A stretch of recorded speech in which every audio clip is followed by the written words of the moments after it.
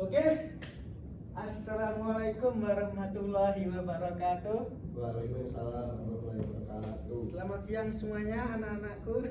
Siang. Gimana kabar kalian siang hari ini? Baik. Masih semangat? Masih. Yuk, siang-siang harus tetap semangat. Karena untuk menuntut ilmu kita harus serius untuk belajar agar mempersiapkan masa depan. Nah, kebetulan materinya itu terkait technopreneurship, peluang karir dan sertifikasi di era AI. Nah, materinya nggak susah-susah amat, nyantai, tapi saya harap kalian fokus serius dalam mendengarkan materi Bapak. Oke. Pada materi kali ini, mungkin ada yang pernah tahu technopreneurship itu apa? Silakan angkat tangan. Saya Pak. Ya, gimana Mas Andi? Mungkin Technopreneurship itu apa? entrepreneurship itu kayak berwirausaha. Berwirausaha. Oke. Kalau Mas Faiz gimana? Technopreneurship. Apa itu technopreneurship? Ya, usaha yang melibatkan teknologi gitu Pak mungkin. Ya. Keduanya jawabannya mirip-mirip dan ada betulnya. Nah, technopreneurship ini menggabungkan dari kata techno dan juga entrepreneurship. Jadi dimana khususnya pada materi kali ini ingin mengembangkan jiwa kewirausahaan sekaligus peningkatan gimana kita mengaplikasikan teknologi untuk membangun sebuah bisnis. Oke. Nah, dan apa juga peluang karir, kan kalian SMK mungkin ada spesialisasi yang kalian ingin ambil dan tekuni, dan apa saja peluangnya serta sertifikasi apa saja yang dibutuhkan. Jadi jangan sampai kalian belajar 3 tahun 4 tahun di SMK tapi kalian nggak tahu arahnya kemana. Oke. Nah, pada saat ini ya, di era 2025-2026, masa depan ini dipenuhi akan teknologi yang sangat berkembang cepat. Contohnya AI. Dulu 2022 ChatGPT itu masih versi chatbot dan lain-lain. Sekarang bisa menghasilkan gambar, bisa menghasilkan video, bahkan sekarang konten-konten itu banyak yang AI itu mirip dengan yang aslinya. Jadi kadang kita sulit membedakan mana konten yang AI, mana yang konten yang buatan manusia, saking 11-12-nya, jadi hampir mirip gitu. Nah, beberapa teknologi yang akan maju ke depannya itu yaitu ada AI, blockchain, seperti dalam jaringan kripto, terus IoT dan robotik.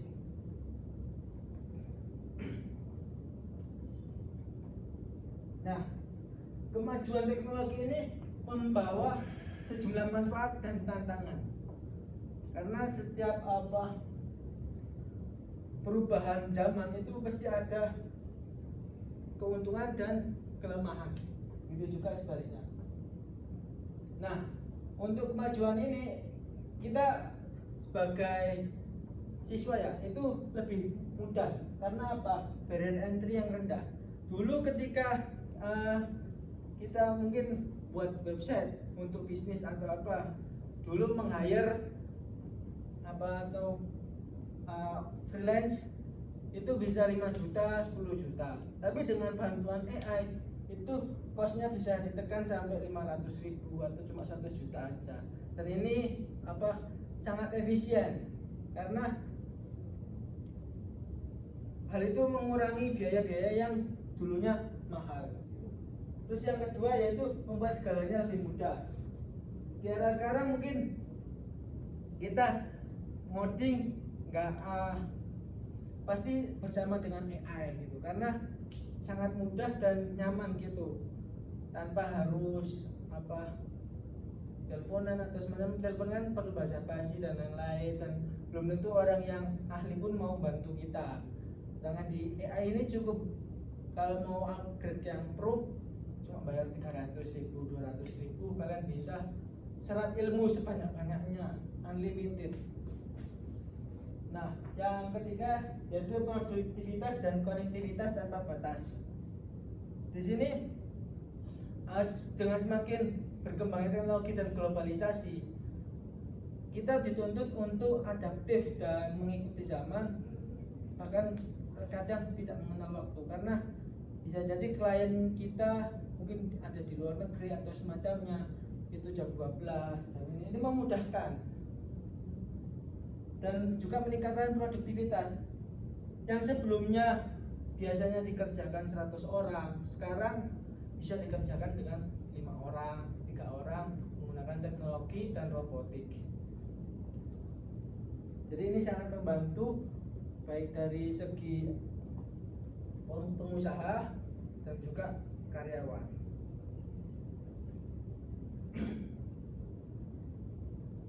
Nah, apa saja sih yang perlu disiapkan?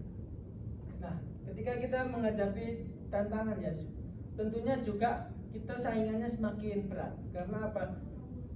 Skill kita juga bertanding dengan orang-orang lain, dengan bisnis-bisnis yang lain. Gimana kita bisa survive? Itulah makanya lifelong learning itu perlu diterapkan sejak dini agar kita bisa terus belajar dan beradaptasi dengan perkembangan zaman. Nah, apa saja yang diperlukan yaitu pertama, kalau kalian ingin masuk ke perusahaan besar atau semacamnya, itu perlu namanya sertifikasi. Sertifikasi ini ada banyak, tergantung dengan spesialisasi yang ingin kalian tekuni. Ada yang di cloud, ada yang di security engineer, data analis, dan lain sebagainya. Ini sertifikasi ada yang dari nasional, itu namanya Badan Sertifikasi Nasional kalau nggak salah. Terus ada juga yang dari luar negeri, bahkan dari kayak Amazon, dari Microsoft, itu mereka juga ada sertifikasi ini untuk bidang-bidang tertentu. Terus yang kedua yaitu kalian sejak dini mulai bisalah mempersiapkan project-project baik sederhana, terus berkembang nanti menjadi medium, bahkan bisa jadi project yang kalian tidak sengaja kerjakan bisa digunakan banyak orang dan bahkan bisa menghasilkan cuan. Terus yang ketiga, entrepreneurship. Tidak dipungkiri bahwa ketika produktivitas itu naik, maka pekerja itu semakin berkurang. Nah, gimana sih kita bisa survive? Yaitu dengan memiliki jiwa entrepreneur. Kita tidak hanya berjuang untuk diri kita, tapi untuk tim kita atau orang lain.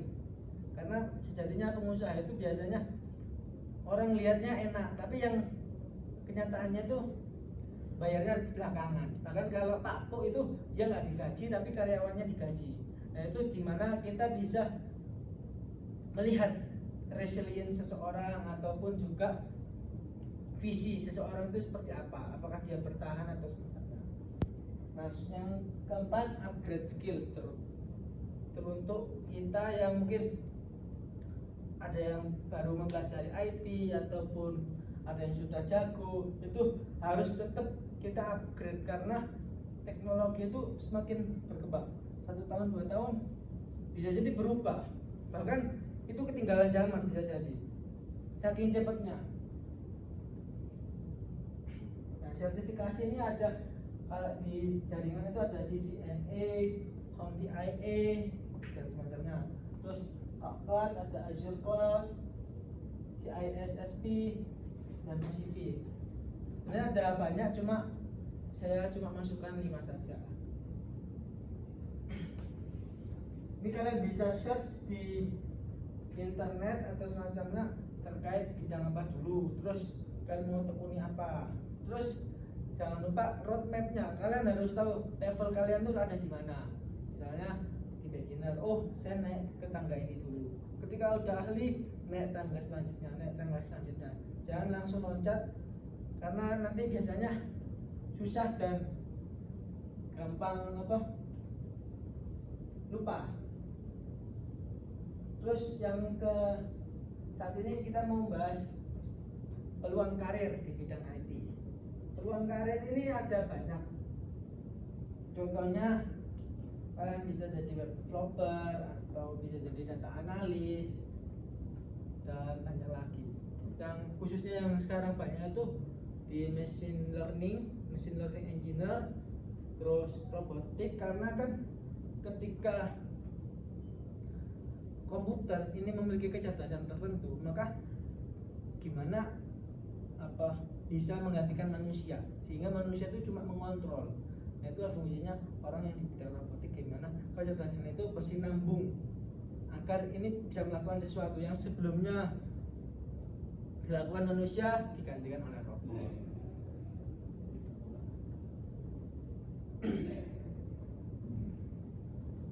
Nah, terus yang ini terkait materi ini, yaitu apa itu technopreneurship dan mengapa itu penting. Mungkin kalian berharap setelah lulus ini mau kuliah ataupun mau bahkan bekerja, itu kalian harus tahu bahwa di dunia yang semakin kompetitif ini kalian harus bersaing, baik di antara kalian bahkan di seluruh dunia. Karena kalau kalian, apalagi kalian punya mimpi yang lebih besar dan semacamnya, kalian harus belajar lebih giat dan jangan mengandalkan bekerja di perusahaan terus, karena akan ada masanya itu berakhir, digantikan oleh generasi yang baru atau semacamnya. Maka itu diperlukan technopreneurship agar jadi ketika kalian bekerja, kalian mengumpulkan skill, mengumpulkan network, mengumpulkan modal, dan ketika itu cukup dan mumpuni, kalian bisa buka bisnis kalian, membuka lapangan pekerjaan, bahkan mendapatkan banyak investor ketika project atau perusahaan kalian berkembang. Karena sejatinya kalau kalian mempunyai produk yang bagus dan teknologi yang bagus, investor manapun insya Allah akan suka gitu. Tergantung gimana kalian approach-nya dan gimana itu berkembang dan berdampak ke kepentingan mereka ataupun kepentingan masyarakat. Dan AI ini kan kita sudah tahu ada yang tadinya web developer menghayar 10 juta, 15 juta, itu cukup 500 ribu, 1 juta, mengandalkan prompt juga bisa. Nah, sehingga semakin kompetitif nih. Itulah pentingnya kita punya skill dan berjiwa entrepreneur. Jadi kita tidak mengandalkan orang lain, tapi mengandalkan diri kita sendiri. Nah, Tekno plus entrepreneurship.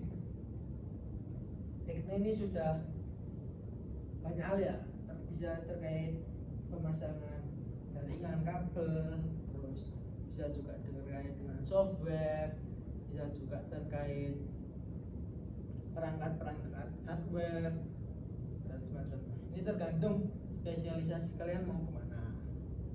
Nah, sebelum lanjut, mau tahu Mas Andi ini spesialisasinya pengen menekuni di bidang apa nih, kalau boleh tahu? Di bidang ini Pak, web developer Pak. Web developer, oke. Udah apa? Kira-kira menurut Mas Andi di level berapa posisi Mas Andi sekarang? Pemula Pak. Oke, kalau Pak, Pemula. kita sama belajar ya di sini ya. Jadi nggak ada yang lebih pintar, nggak ada yang lebih bodoh, tergantung kemauan. Nah, kalau kalian Mas Andi ini tekuni misalnya di web developer, bisa juga jualan web, Mas.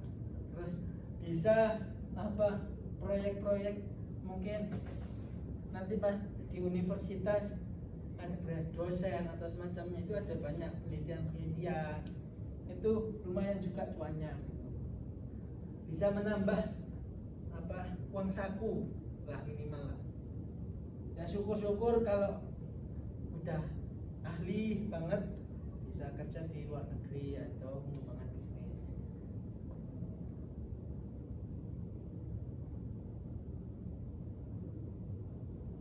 Nah, entrepreneurship itu penting karena apa? Yang tadinya itu dijalankan oleh manusia. Terus sekarang itu berubah ke smart shift, yaitu berfokus pada digitalisasi dan optimasi sumber daya. Yang dulunya sumber dayanya itu terlalu berlebihan ongkosnya, terus sekarang gimana dengan teknologi kita bisa efisien, dan efisien kan harga semakin terjangkau. Nah, ketika harga terjangkau maka saingan pun juga akan terjadi, makanya kita harus siap gimana skill kita bisa bersaing. Terus yang kedua, hyper efisiensi dan otomatisasi. Mungkin kita sudah lihat di tahun ini banyak layoff di perusahaan-perusahaan besar. Karena apa? Pada dasarnya mereka di sistem internalnya itu menerapkan teknologi AI ini untuk mengembangkan sistem ataupun media dan semacamnya. Sehingga yang dulunya dikerjakan misalnya let's say 10.000 orang, itu bisa dikerjakan 1.000 orang, 2.000 orang. Dan karena kan kalau menggaji orang kan harus kosnya kan ada banyak ya. Dalam perusahaan kan harus bayar BPJS-nya, bayar pensiunnya, bayar ininya. Kalau AI kan cuma bayar listriknya, bayar internetnya kan lebih murah kan?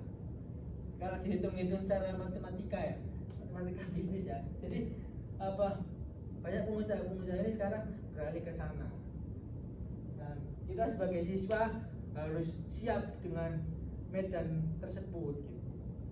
Jangan sampai nanti ketika lulus belum siap atau bahkan kalah dengan orang-orang SMK, anak-anak SMK di luar sana.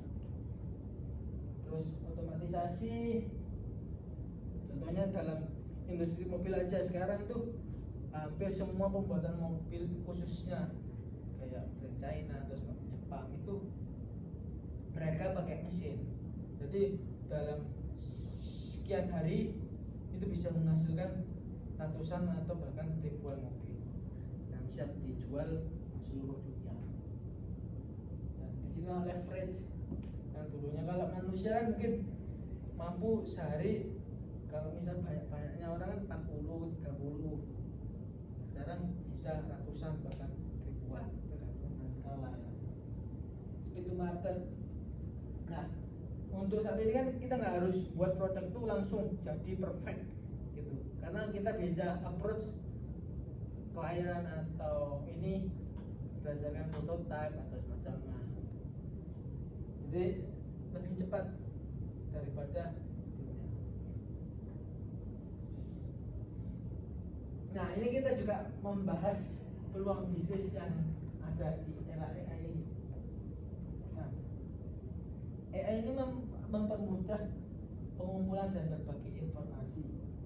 Ada beberapa peluang nih. Barangkali teman-teman tertarik bagaimana menghasilkan cuan atau menambah atau bahkan ingin menjadi wirausaha. Ada peluang yang menarik, 4 yang saya sebutkan, sebenarnya ada banyak. Yang pertama yaitu AI agent. AI agent ini gimana kita bisa mengatur workflow sesuai dengan keinginan. Misalnya kan kalau sekarang kan AI kan oke, ada prompt ini hasilnya ini. Nah, gimana kalian menyusun atau mengkategorikan, membuat flow. Jadi misalnya kalian ingin menghasilkan sebuah Excel dari data-data tertentu, kalian bisa ekstrak ini terus diambil ke sini. Nah, masuk ke Excelnya nanti masuk kemana? Itu namanya AI agent. Jadi langsung berfokus pada tujuan, langsung ke hasilnya gitu. Dan ini kalian bisa coba, ada namanya N8N. Terus sekarang Google akan mengembangkan teknologi baru juga yang hampir sama seperti itu. Terus AI automation. AI automation ini di sini misalnya ada perusahaan yang ingin biasanya ngiklan. Nah, gimana kan iklan ini kan perlu analisis audiens atau semacamnya. Nah, gimana kita langsung ke otomasi, misalnya kita berada di industri ini, target marketnya ini, langsung nanti dia yang buat kontennya dan langsung di ads kan. Nah, workflow automation itu hampir sama. Cuma misalnya contoh ada namanya, jadi ketika kalian punya file ini, aku nggak mau repot, aku cuma masukkan hasilnya kayak gini. Nah itu contohnya workflow automation.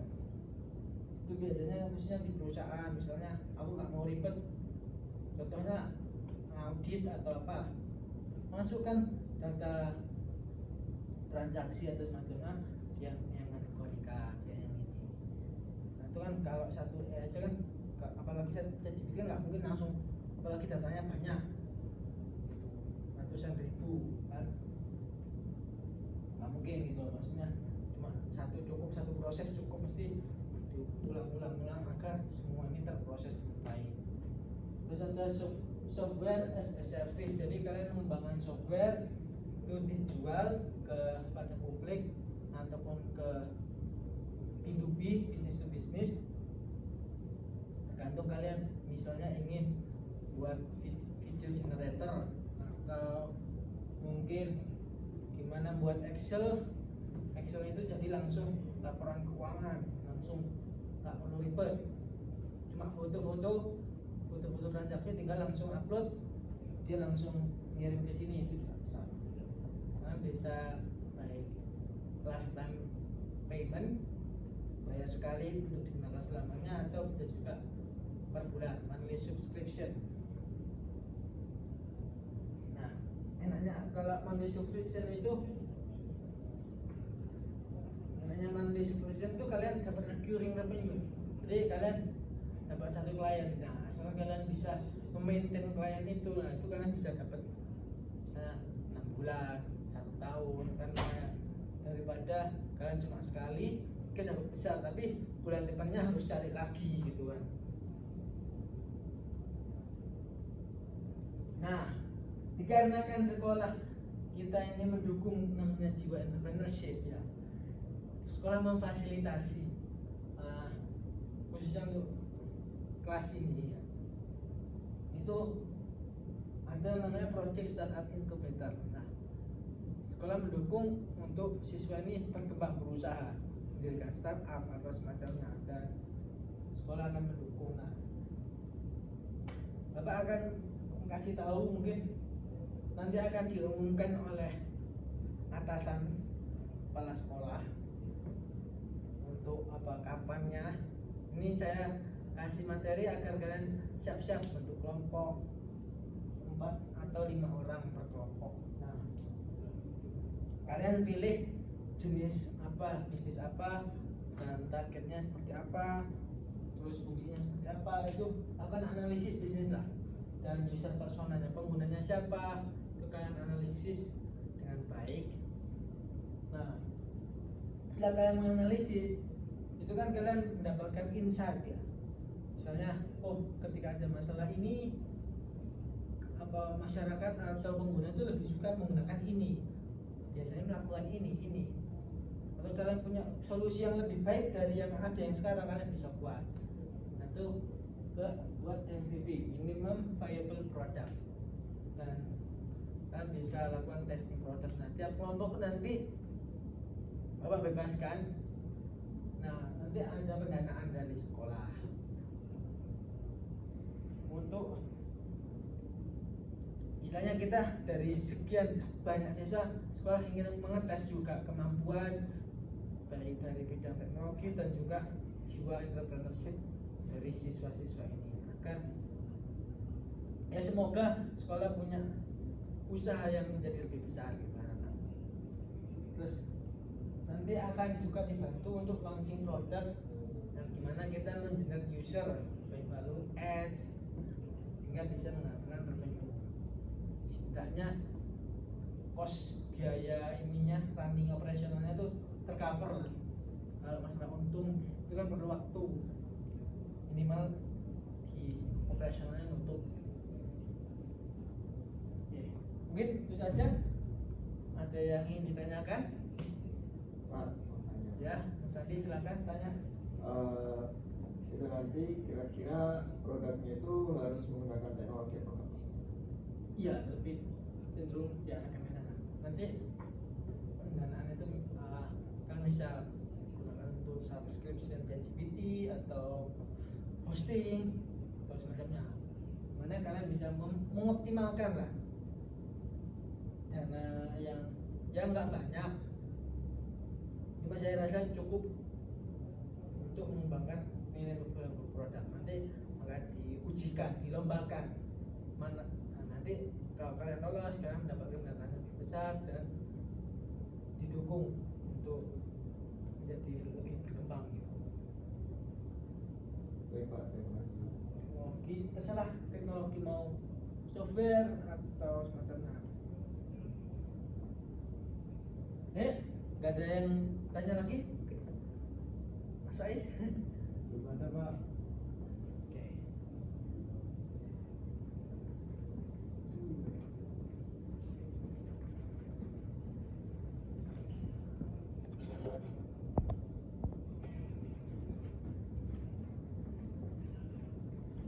Oke, cukup sekian dari